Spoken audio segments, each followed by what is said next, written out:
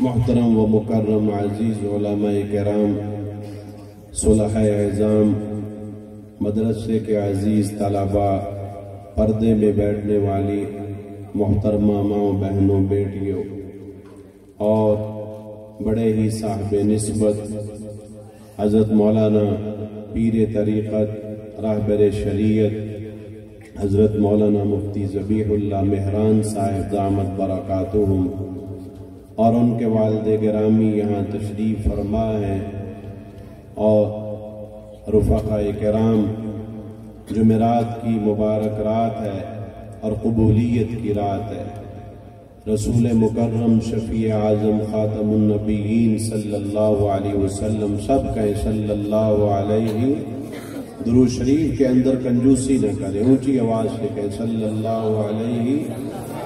اور اونچی آواز سے،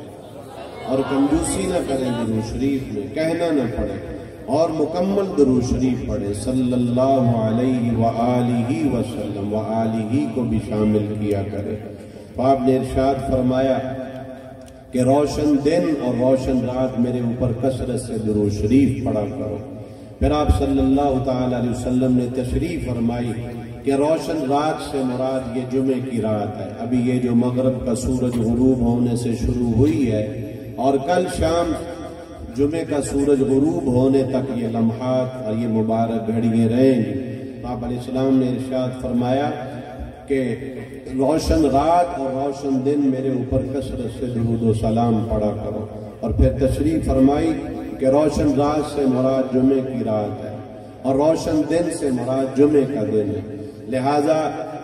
فارغ اوقات کے اندر آپ جلسے سے جب گھر میں جائیں، سفر میں جائیں، حضر میں ہوں، جو بھی فارغ لمحات ہوں تو آپ حضرات کثرت کے ساتھ درود شریف پڑھیں۔ حدیث پاک میں آتا ہے قیامت کے دن میری امتیوں میں سے سب سے زیادہ جو میرے قریب ہوگا وہ ہوگا جو میرے اوپر کثرت سے درود و سلام پڑھتا ہوگا۔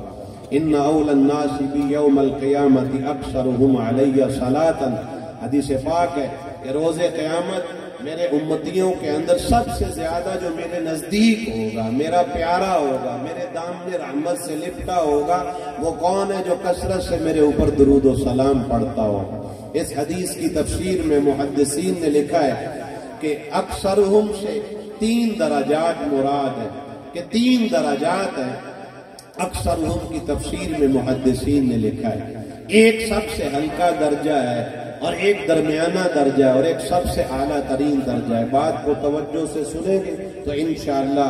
علم کے ساتھ ساتھ عمل کی بھی انشاءاللہ توفیق ہو جائے گی ان صلحاء اعظام کی برکت سے۔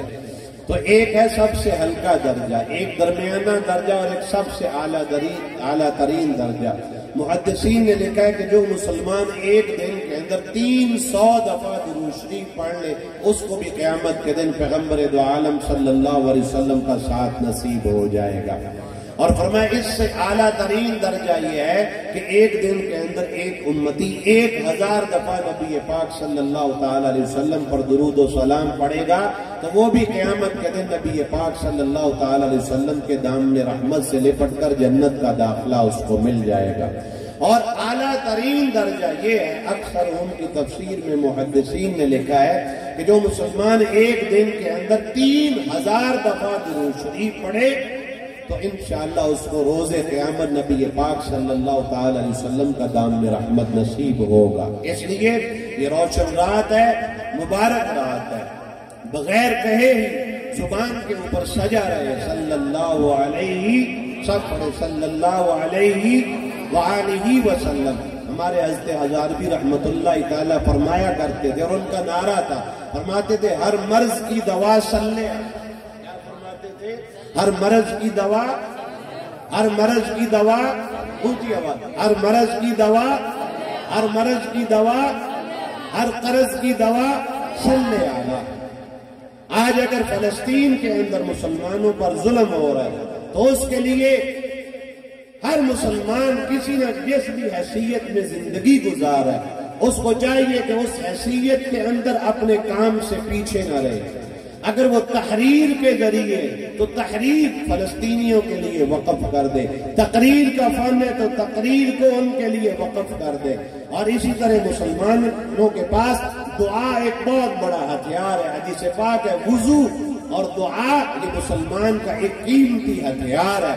اور اسی طرح درود و سلام کا نذرانہ آج کی رات اور جلسے کے اندر بیٹھنے کے ساتھ نیت کر لیں کہ اس کا سارے کا سارا ایصال ثواب اکابرین دیوبند اور اسی طرح فلسطین کے جتنے شہداء ہیں اس کا سارا ایصال ثواب ان کو پہنچائیں گے. اور جتنی دعائیں ہوگی وہ ان کے حق میں اور جتنی بد دعائیں ہوگی وہ اسرائیلیوں کے لیے انشاءاللہ قبول ہوگی. اس جلسے میں بڑے بڑے علماء صلحاء تشریف فرمائیں. یہ سب زندہ دار لوگ ہیں جو میرے دائیں بائیں بیٹھے ہیں. انشاءاللہ ان کی دعاؤں کی برکت سے ان کی قرم کی برکت سے انشاءاللہ فلسطینیوں کو اللہ رب العزت فاتح فرمائے گا.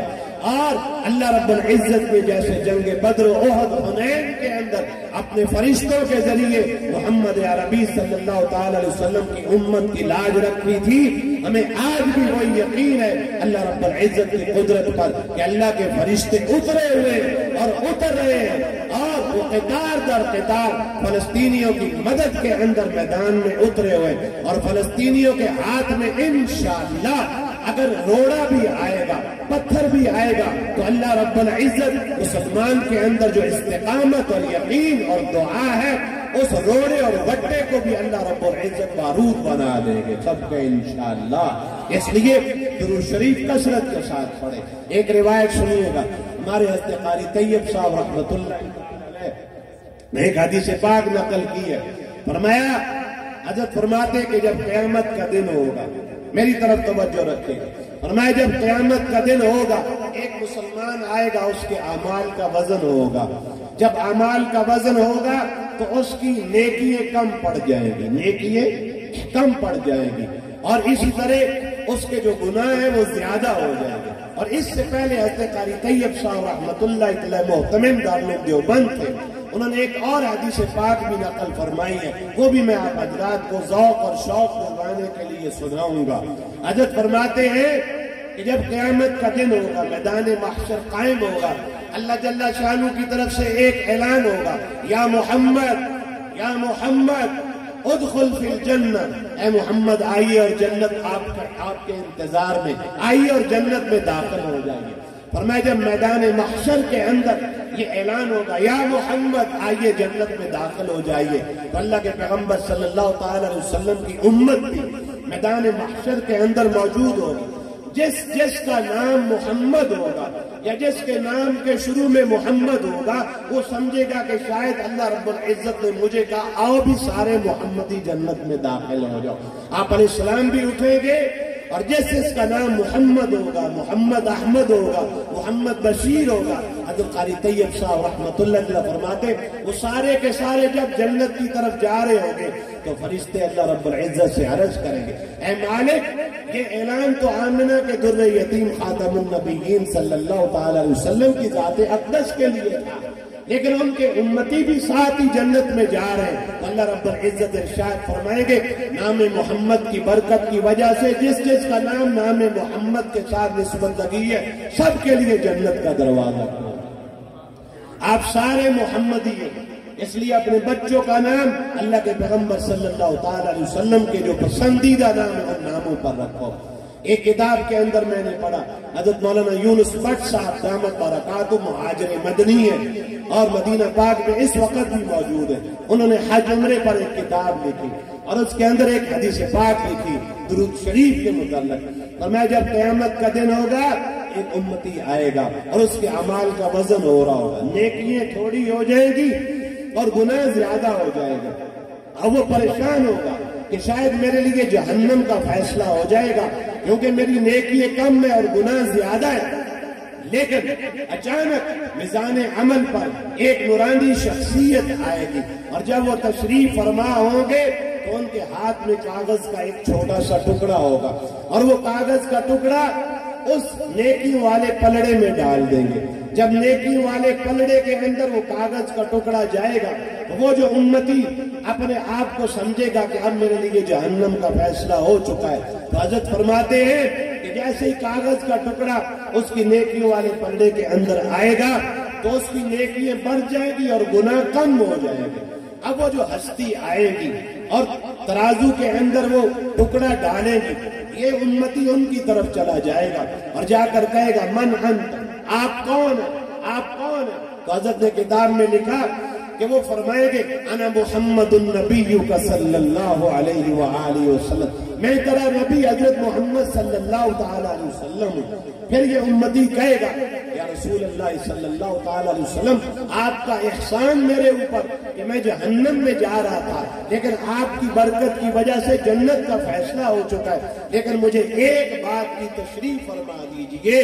کہ یہ جو کاغذ کا ٹکڑا آپ نے میرے نیکیوں والے پلڑے میں رکھا ہے، اس کاغذ کے اوپر کیا لکھا ہوا ہے؟ تو نبی کے پاک خاتم النبیین، شفیع المذنبین، رحمت للعالمین، خاتم النبیین صلی اللہ علیہ وآلہ وسلم ارشاد فرمائیں گے ھذہ صلاتک التی کنت تصلی علیہ، اس کاغذ کے ٹکڑے میں تیرا وہ درود شریف پڑا ہوا ہے جو تو میرے اوپر دن رات پڑا کرتا تھا، اس درود شریف کی برکت کی وجہ سے تیرے لیے جنت کا فیصلہ ہو گیا۔ تو یہ نورانی رات ہے اور کل کا دن نورانی اور روشن دن ہے، اس کے اندر کثرت کے ساتھ درود شریف پڑھیں اور فلسطینیوں کے لیے درود شریف کی مجالس قائم کریں، 1000 دفعہ، 2000 دفعہ۔ میں آپ کو دکھا سکتا ہوں میرے موبائل کے اندر اس وقت بھی، آج بھی ایک خاتون ہم سے مسائل پوچھتی تھی، ان کو ترغیب دی گئی علماء صلحاء کی طرف سے، اس نے آج مجھے میسج کیا کہ فلسطین کے شہداء کے لیے اور مسلمانوں کی کامیابی کے لیے میں نے ایک ہفتے کے اندر 1 لاکھ درود شریف کا ایصال ثواب کیا۔ آپ جب گھروں میں جائیں اپنے بیوی بچوں کو اس کام کے لیے ان دنوں کے اندر وقف کر دیں اور قرآن لگا لیں، اپنی نفلی عبادات کا ایصال ثواب ان کو پہنچائیں۔ ہمارے حضرت ہزاروی رحمت اللہ تعالی علیہ نے اپنی زندگی کے اندر 47 حج کیے، کتنے؟ 47۔ اور خواجگان حضرت خواجہ خان محمد صاحب رحمت اللہ تعالی علیہ اولیاء اللہ کے سرخیل 60 سے زیادہ حضرت نے حج فرمائے تھے، کتنے؟ 60 سے زیادہ۔ اور اکابرین امت حضرت سید جوید حسین شاہ صاحب دامت برکاتہم، اللہ رب العزت کروٹ کروٹ صحت عافیت نصیب فرمائے، سب کہے آمین۔ اس بیماری کی حالت کے اندر بھی یہ 2-3 سال کے اندر ڈائلسس کے باوجود اللہ رب العزت ہر 2-3 مہینے کے بعد حضرت کو درود پاک اور حدیث پاک کی خدمت کی برکت سے ہر 2-3 مہینے کے بعد اپنے گھر بیت اللہ کی اور حبیب پاک صلی اللہ علیہ وسلم کے روضہ پاک کی زیارت کروا رہے ہیں۔ ہمارے حضرت نے اپنی زندگی میں 47 حج کیے اور اپنی زندگی کے آخر میں یہ راز بتلایا۔ یہ قبولیت اور مقبولیت کے راز ہوتے ہیں۔ حضرت فرماتے تھے کہ میں نے اپنی زندگی کے اندر 47 حج کیے اور عمرے اتنے ہیں کہ مجھے بھی یاد نہیں، اور حضرت نے فرمایا کہ 47 حجوں میں سے صرف ایک حج میں نے اپنے لیے کیا جو میرے اوپر فرض ہو چکا تھا، اور 46 حج کا احرام میں نے نبی پاک صلی اللہ تعالی علیہ وسلم کے ایصال ثواب ذات اقدس کے لیے کیا۔ اور فرمایا زندگی کے اندر جتنی نفلی عبادات کی اور کسی مہمان کو کھانا بھی دسترخوان پر کھلایا، کسی طالب علم کی خدمت بھی کی، تو اس میں یہی نیت کی کہ یا اللہ اس کا ثواب نبی پاک صلی اللہ تعالی علیہ وسلم کی ذات اقدس کو۔ میرے بھائیوں، عظیم مسلمان مخلص بھائیوں، حضرت مفتی صاحب دامت برکاتہم یہاں تشریف فرمائے، میں آپ کا زیادہ وقت نہیں لیتا۔ یہ دین اسلام کے قلعے ہیں، مدارس۔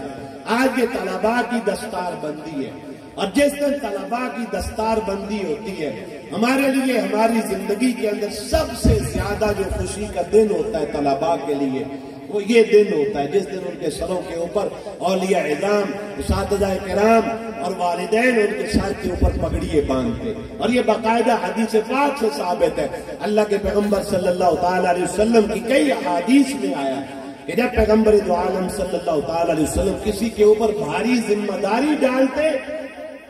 جیسے حضرت معاذ بن جبل رضی اللہ تعالیٰ عنہ کے بھی متعلق آیا کہ جب ان کو گورنر بنا کر بھیجا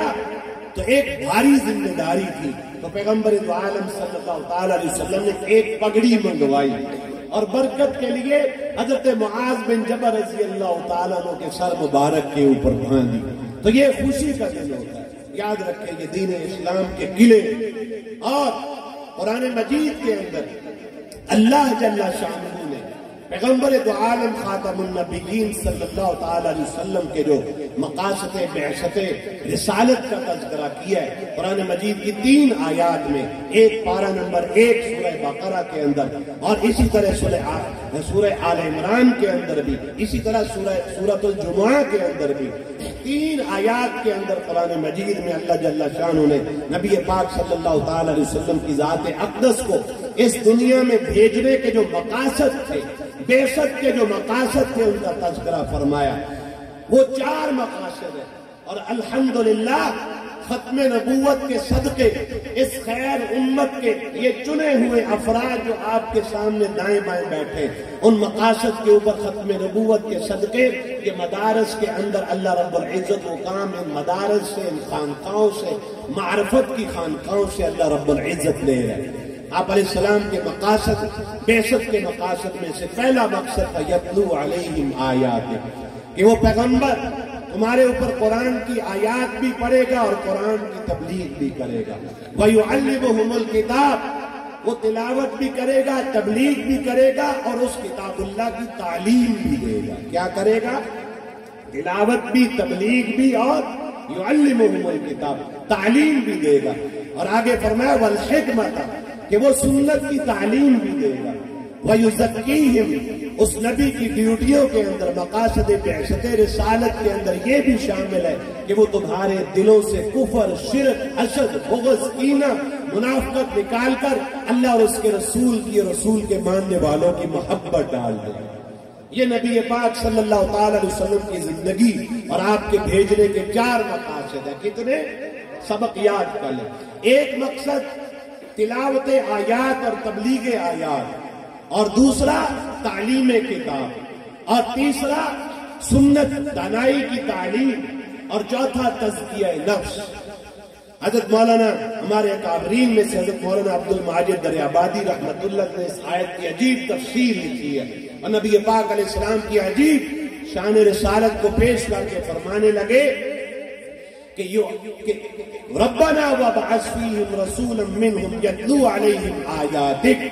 کہ جب اس پیغمبر کی پہلی ڈیوٹی یہ ہے کہ وہ تلاوت آیات بھی کرے گا، تبلیغ آیات بھی کرے گا، تو فرمایا یہ آیت بتلاتی ہے کہ اس کائنات کے سب سے مبلغ اعظم اللہ کے پاک پیغمبر صلی اللہ تعالی علیہ وسلم۔ اس کائنات کے سب سے بڑے مبلغ اعظم کون ہے؟ اونچی آواز سے کہیں، پاک پیغمبر خاتم النبیین کا لفظ ضرور شامل کیا کرو، یہ ہمارے اندر کمی ہے۔ حکومتوں نے تو اپنے دفتر میں لگا دیا، الحمدللہ آپ جائیں ڈی سی کے دفتر میں، اے سی کے دفتر میں، اللہ رب العزت جزائے خیر دے کہ انہوں نے وہاں لگا دیا، قانون بن گیا۔ ہمارے اندر جب بھی نبی پاک صلی اللہ علیہ وسلم کا نام لے، تقریر میں، تحریر کے اندر، تو ہر جگہ استعمال کرے خاتم النبیین صلی اللہ علیہ وآلہ وسلم۔ تو جب تلاوت آیات کی بنیاد پر اس کائنات کے سب سے بڑے مبلغ اعظم کون ہے؟ کون ہے؟ حضرت محمد رسول اللہ خاتم النبیین صلی اللہ علیہ وآلہ وسلم۔ اور دوسرا مقصد کہ وہ تعلیم کتاب بھی دیں گے، تو یہ آیت بتلاتی ہے کہ اس کائنات کے معلم اعظم بھی نبی پاک صلی اللہ تعالی علیہ وسلم ہے۔ کائنات کے سب سے بڑے معلم کون ہے؟ پیغمبر دو عالم خاتم النبیین صلی اللہ تعالی علیہ وآلہ وسلم۔ اور تیسرا وہ حکمت، دانائی اور سنت کی تعلیم بھی دیں گے۔ تو حضرت نے اس آیت کی تفسیر میں لکھا کہ جب وہ سنت، دانائی، حکمت کی تعلیم دیں گے تو کائنات کے سب سے بڑے مرشد اعظم بھی نبی پاک صلی اللہ تعالی علیہ وسلم کی ذات اقدس ہے۔ وَيُزَكِّيهِمْ، اور وہ دلوں کا تزکیہ بھی کریں گے۔ تو فرمائے کہ آیت بتلاتی ہے کہ اس کائنات کے سب سے بڑے مصلح اعظم بھی نبی پاک علیہ السلام کی ذات اقدس، مبلغ اعظم بھی، معلم اعظم بھی، مرشد اعظم بھی، اور مصلح اعظم بھی نبی پاک صلی اللہ تعالی علیہ وسلم کی ذات اقدس ہے۔ اور یہ دو مقاصد بعثت رسالت تھے، ختم نبوت کے صدقے اللہ رب العزت نے یہ امت میں تقسیم کر دیے۔ آپ کے سامنے یہ جتنی مبارک ہستیاں تشریف فرمائے، اللہ نے ان کے اندر تقسیم کر دیے۔ کیسے؟ تلاوت آیات کے لیے اللہ رب العزت نے یہ قرہ کی جماعت کو پیدا کر دیا۔ یہ قرآن سیکھیں گے، سکھائیں گے، اور اس کی نشر و اشاعت کے اندر دن رات گئے گزرے دور کے اندر بھی مصروف عمل ہوں گے. اسی لیے خطبہ حجۃ الوداع کے اندر ایک روایت مجھے ملی، اس کے اندر اللہ کے پیغمبر صلی اللہ تعالی علیہ وسلم نے خطبہ حجۃ الوداع کے اندر جو دعائیں مانگی تھی، ان دعاؤں کے اندر ایک دعا یہ تھی، معلمین خوش ہو جائیں گے، قرآن حضرات خوش ہو جائیں گے، اساتذہ کو حوصلہ ملے گا. آپ علیہ السلام نے خطبہ حجۃ الوداع کے اندر ایک دعا فرمائی، ان معلمین کے لیے، قرآ علماء کے لیے اللہ سے عرض کیا خطبہ حجۃ الوداع میں، اللہم اغفر للمعلمین، اللہ قرآن و سنت کی تعلیم دینے والے جو قیامت تک میرے امتی آئیں گے سب کی بخشش فرما دے، وَأَطِلْ أَعْمَارَهُمْ، اور ان کی عمر کے اندر بھی برکتیں دے دے، وَبَارِكْ لَهُمْ فِي كَسْبِهِمْ وَمَعَاشِهِمْ، اے اللہ ان کی تھوڑی تنخواہ کے اندر بھی اپنی جناب سے برکتیں عطا فرما دے. آپ نے دیکھا نہیں، اب سے 15 دن پہلے سکول کالج کے اندر پڑھانے والے پروفیسر لیکچرار اور ہماری جوان بیٹیاں چوک چراہوں پر آئیں، ہماری تنخواہیں بڑھا دو، ہماری تنخواہیں بڑھا دو، وگرنہ ہم یہ کریں گے وہ کریں گے. لیکن آپ کوئی ایک مولوی، کوئی ایک قاری، کوئی ایک حافظ، کوئی ایک مفتی یہ نہیں ملے گا جو کہے کہ اگر تم میری تنخواہ بڑھاؤ گے تو تمہارا جنازہ پڑھاؤں گا، اگر تنخواہ بڑھاؤ گے تو بچوں کے کان میں اذان دوں گا، تنخواہ بڑھاؤ گے تو فجر کی اذان دوں گا، تنخواہ بڑھاؤ گے تو تمہارا نکاح پڑھاؤں گا. کیوں کہ خطبہ حجۃ الوداع کے اندر مانگی ہوئی دعا کا صدقہ ہے کہ یہ علماء آپ کے دیے ہوئے تھوڑے سے نذرانے اور تھوڑے سے ہدیے کے اوپر بھی راتوں کی تنہائی میں اللہ کے سامنے اٹھ کر کہتے ہیں، اے میرے مالک، ہم تو اس 10,000 کے بھی قابل نہیں تھے، ہم تو اس 5,000 کے بھی قابل نہیں تھے، تو نے اپنی جناب سے ہمیں چنا ہوا ہے. تو یہ قرآن کے حروف کی حفاظت کے لیے اللہ نے قرآ پیدا کر دیے، اور تعلیم کتاب کے لیے اللہ نے علماء پیدا کر دیے، اور حکمت اور تزکیے کے لیے اللہ رب العزت نے یہ خانقاہ کے شیوخ پیدا کر دیے. جب ان کے قدموں میں بیٹھیں گے تو تزکیہ نفس ہوگا. میرے عزیز مسلمان بھائیوں، اس وقت میں بھی، آپ حضرات بھی، پوری امت مسلمہ، میں اپنی آخری بات کر رہا ہوں، میرا وقت ختم ہونے والا ہے. میں آپ سے یہی عرض کرتا ہوں، امت اس وقت درد کی کیفیت کے اندر ہے، لیکن میری اور آپ کی ڈیوٹی ہے اپنی نفلی عبادات اور منت اور نفل کے روزے رکھے، اور اپنے بیوی بچوں کو کہے کہ درود شریف زیادہ سے زیادہ پڑھے، صلاۃ الحاجت کے نوافل پڑھے، اور کبھی کبھی آنکھ بند کر کے. کل میں سوچ رہا تھا، حضرت مولانا طارق جمیل صاحب دامت برکات ان کا صرف ایک بچہ دنیا سے گیا، صرف ایک بچہ دنیا سے گیا. قسم سے میرا جی چاہتا ہے کہ میں کئی دن مولانا طارق جمیل صاحب کے ساتھ لپٹا رہوں، ان کو حوصلہ دوں. ویڈیو ان کی آتی ہم سے دیکھی نہیں جاتی کہ مولانا کس طرح بلک بلک کر رو رہے. حالانکہ یہ وہ شفیق انسان ہے کہ جو شرابیوں کو ملا تو ہاتھوں سے شرابوں کے پیالے گئے اور زمزم کے پیالے آ گئے. کتنی رقاصائیں تھی سٹیجوں کے اوپر ناچنے والی تھی جنہوں نے برقعے پہن لیے اور وہ پہلے سٹیجوں پر ناچا کرتی تھی. طارق جمیل صاحب دامت برکات ان کے بیانات سنے. اب برقعے پہن کر وہ آپ کو بیت اللہ کا طواف کرتی ہوئی نظر آئیں گی. کتنے چور تھے، اچکے تھے، بدماش تھے، ڈاکو تھے، اس اللہ کے ولی کے قدموں میں بیٹھے اس کی اخلاق بری اور رحمت بری گفتگو کو سنا تو کوئی تبلیغ کر رہا ہے اور کوئی تصنیف میں مصروف ہے، کوئی بیت اللہ کے اندر ہے، یہ اس کا فیض ہے. لیکن میرے دل میں آیا کہ اس کا تو ایک شہزادہ گیا، آنسو بند نہ ہوئے. میرے والد صاحب دنیا سے چلے گئے، آج بھی یاد آتے ہیں تو آنکھیں آنسو آتے ہیں. لیکن فلسطین کے اندر ایسے گھرانے بھی ہیں کہ گھر کا ایک بڑا ہے، اس کی بیوی بھی گئی، 7 بچے بھی گئے، ماں بھی گئی، باپ بھی گیا، بہن بھی گئی. ایک گھر سے 14 جنازے اٹھ رہے، ایک گھر سے 14 جنازے اٹھ رہے. ہم نے 50 سال پہلے ماں کا جنازہ اٹھایا ہو، آج ماں کی اس قبر کی ڈھیری پر جائیں، ہمیں صبر نہیں آتا، قبر سے لپٹ جاتے ہیں. لیکن میرا اور آپ کا حق بنتا ہے ان کے لیے دن رات اپنے وقف کر دے، ان کے لیے دعائیں مانگے، صلاۃ الحاجت پڑھے، غفلت کی چادر اتار دے. یہ وہی فلسطین ہے. انشاءاللہ انشاءاللہ جیسے فاتح بن کر اللہ رب العزت نے سیدنا ابو عبیدہ بن جراح رضی اللہ تعالیٰ عنہ کی قیادت کے اندر امیر المومنین خلیفہ دوم سیدنا عمر فاروق رضی اللہ تعالیٰ عنہ نے لشکر بھیجا تھا، اور بیت المقدس کے اندر عیسائی قلعہ بند ہو گئے تھے، اور انہوں نے کہہ دیا تھا اے ابو عبیدہ اگر مدینہ پاک سے تمہارا امیر المومنین چل کر آئے مذاکرات کے لیے تمہیں جنگ لڑنے کی کوئی ضرورت نہیں ہے، ہم اپنے ہاتھوں کے ساتھ بیت المقدس مسجد اقصی فلسطین کی چابیاں دینے کے لیے تیار ہیں۔ امیر المومنین کو پیغام ملا، آپ نے مجلس شورا کا اجلاس بلایا، صحابہ سے کہا کہ بھئی لشکر اسلام فلسطین کا فاتح بن کر گیا ہوا ہے لیکن فتح نہیں ہو رہی، اور عیسائیوں نے کہا اگر امیر المومنین خود آ جائے ہمارے ساتھ مذاکرہ کرے تو ہم فلسطین کی چابیے مسجد اقصی کی چابیے اپنے ہاتھوں کے ساتھ بغیر جنگ و جدال کے ڈال کے اس کے ہاتھ میں دے دیں گے۔ ارے صحابہ تمہارا کیا خیال ہے؟ کسی نے روک دیا کہ حضرت مدینہ پاک خالی ہو جائے گا، پہلے ہی لشکر اسلام وہاں جا چکا ہے، لیکن حضرت فرمانے لگے کہ اگر میرے جانے کی وجہ سے اسلام بھی بچتا ہے مسلمان بھی بچتے ہیں پھر مجھے مت روکو۔ ایک غلام کو ساتھ لیا، ایک گھوڑا یا اونٹ ساتھ لیا، مدینہ پاک سے نکلے، پیبند زدہ کپڑے پہنے ہوئے مدینے سے باہر نکلے، اور غلام سے کہنے لگے ارے بھی سن،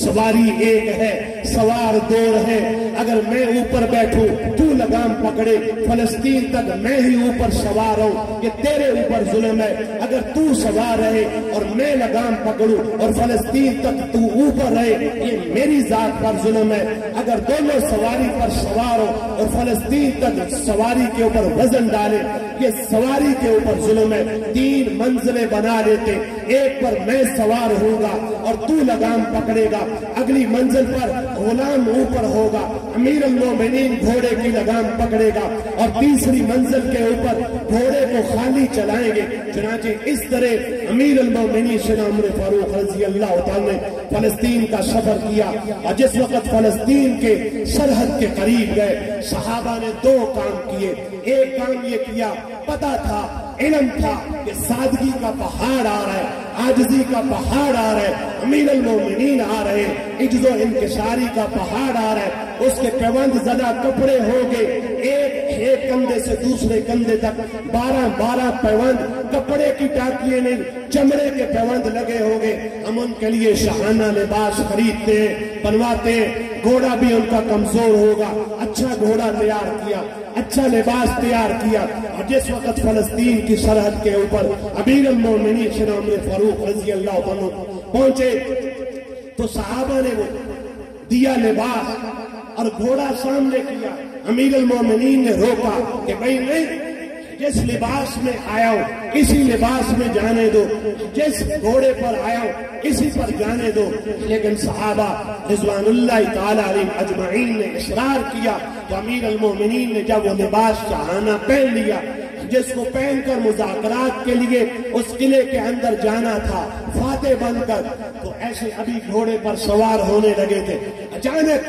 کہنے لگے اللہ کی طرف سے الہام ہوا، اور فوراً فرمایا صحابہ سے کہ بھئی نہیں، جو میرا لباس مدینے سے پہن کر آیا تھا وہی دو، میرا گھوڑا لاؤ۔ اور صحابہ کو تنبیہ کے طور پر عربی کے اندر کہنے لگے اِنَّا كُنَّا أَذَلَّ قَوْمٍ فَأَعَزَّنَا اللَّهُ بِالْإِسْلَامِ